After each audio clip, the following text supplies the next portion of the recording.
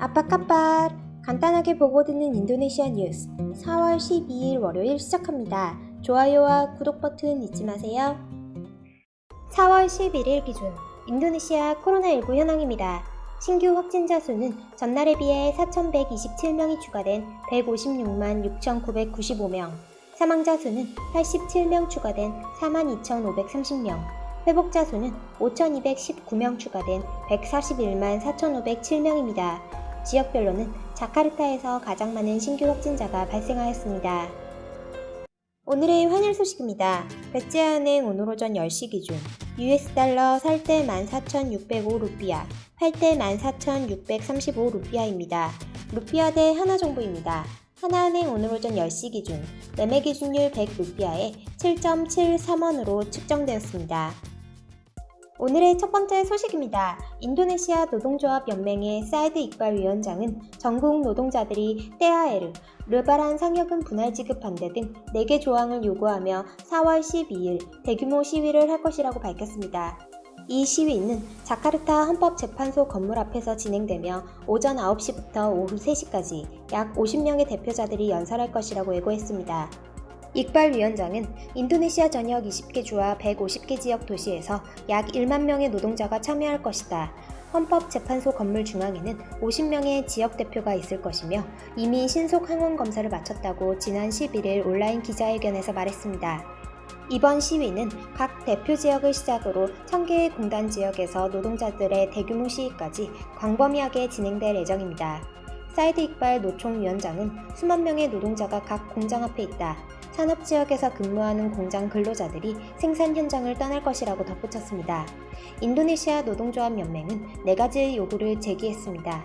첫째, 노동자들은 헌법재판소가 고용 창출에 관한 법, 특히 노동자 권리에 대한 위협으로 간주하는 노동자 클러스터인 제11호를 취소하고 철회할 것을 요청한다. 우리는 헌법재판소 판사들에게 2020년 법률 제11호, 특히 노동 관련 옴니버스법을 취소하고 철회할 것을 요청한다라고 말했습니다. 둘째, 노동자들은 테아에르가 다시는 작년과 같이 분할 지급되지 않도록 요청한다. 셋째, 노동자들은 올해 시 군단위 업종별 최저임금 제도의 시행을 요구한다. 마지막으로 베페제에스 근로사회보장관리공단의 부패 혐의를 철저히 조사할 것을 요청한다. 라고 말했습니다. 한편 노동부 장관 등 정부 당국은 노동자에게 테아에르, 르바란 상여금을 전액을 지급하라고 요청하면서 지급 방법을 고심하고 있지만 경제계는 분할 지급 또는 지급 연기해야 한다고 요청하고 있습니다. 다음 소식입니다. 인도네시아 자바섬 동부의 남쪽 해역에서 10일 오후 2시 규모 6.0의 강진이 발생했다고 미국 지질조사국이 밝혔습니다. 진앙은 동부 자바주 말랑시에서 남쪽으로 90km 떨어진 곳이며 진원의 깊이는 82.3km입니다. 쓰나미 경보는 발령되지 않았습니다. 인도네시아 기상기후 지질청은 미국 지질조사국보다는 6.7의 규모로 지진 규모를 훨씬 크게 측정했습니다. CNN 인도네시아 등 현지 매체들은 말랑 주민은 물론 족 자카르타와 수라바야 주민들까지 진동을 느꼈다며 건물 다수가 파손돼 피해 집계가 이루어지는 가운데 지금까지 1명의 사망자가 확인됐다고 보도했습니다. 사망자는 오토바이를 타고 가다가 굴러떨어진 바위에 깔려 숨진 것으로 전해졌습니다. 트위터 등 SNS에는 지진 피해를 본 네티즌들이 속속 사진과 동영상을 올리고 있습니다. 상점 진열대의 물건이 바닥으로 쏟아진 동영상부터 집과 건물 천장에 구멍이 난 사진, 벽이 부서져 내린 사진, 유리창이 깨진 사진 등입니다. 백화점과 아파트 등에서 지진을 느낀 주민들이 깜짝 놀라 건물 밖으로 대피한 모습도 보도됐습니다. 이날 오후 4시 30분 인도네시아 술라웨시섬 마나도와 필리핀 남부 사이 해상에서는 규모 6.1의 지진이 발생했으나 진원의 깊이가 311km에 달했다고 미국 지질조사국이 발표하기도 하였습니다.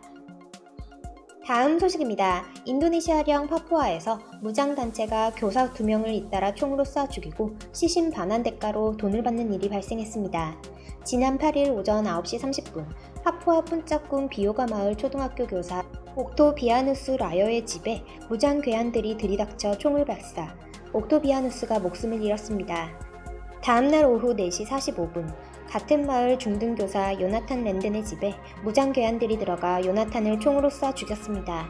무장 괴한들은 학교 세 곳을 불태우고 마을 사람들을 갈취한 뒤 두 교사의 시신을 반환하는 조건으로 돈을 요구했습니다.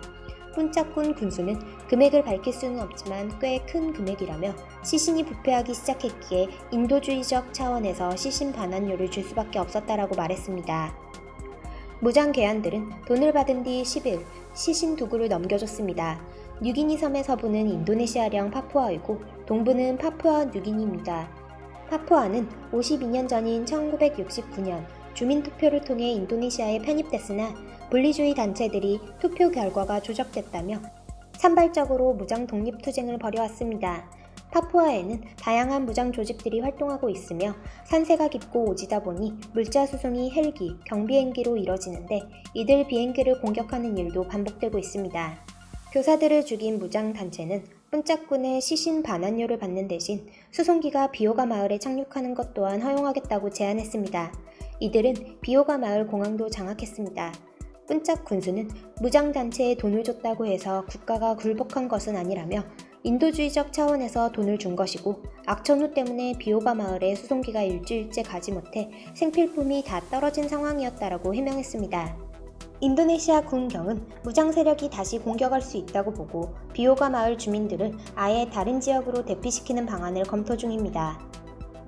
다음 소식입니다. 동남아시아의 차량 공유 및 배달 서비스 업체인 그랩이 이번 주에 기업 인수 목적 회사 스펙과 합병을 통한 상장 방안을 공개할 것이라고 블룸버그 통신이 소식통을 인용해 보도했습니다. 이 소식통은 합병 회사의 가치는 약 340억 달러에 달하며 이는 사상 최대 규모의 스펙 합병 상장이 될 것이라고 전했습니다. 인도네시아의 유명 온라인 여행사인 트래블로카도 스펙 합병으로 상장할 예정이라고 또 다른 소식통이 전했습니다. 합병 회사의 가치는 50억 달러 가량인 것으로 알려졌습니다. 단, 두 회사 모두 합병 관련 사항이 여전히 변경될 수 있다라고 덧붙였습니다. 동남아시아는 경제성장과 정부의 정보기술 투자 장려 정책 덕분에 스마트폰 사용 인구가 타의 추종을 불허할 정도로 빠르게 성장하고 있다며 이런 잠재력 덕분에 세계 최대 전자상거래 업체인 아마존과 텐센트, 알리바바 등 중국의 대기업들을 끌어들이고 있다라고 설명했습니다. 그랩이나 트래블로카와 같이 아직 수익을 내지 못한 많은 스타트업이 투자 열기에 편승하려고 스펙 합병을 고려하고 있으나 최근 스펙으로 막대한 자금이 유입됨에 따라 세계 각국 당국들이 우려하고 있다라고 보도하기도 하였습니다. 4월 12일 인도네시아 소식 여기서 마치겠습니다. 유익한 정보 되셨으면 좋아요와 구독 버튼 부탁드립니다. 테리마 카시.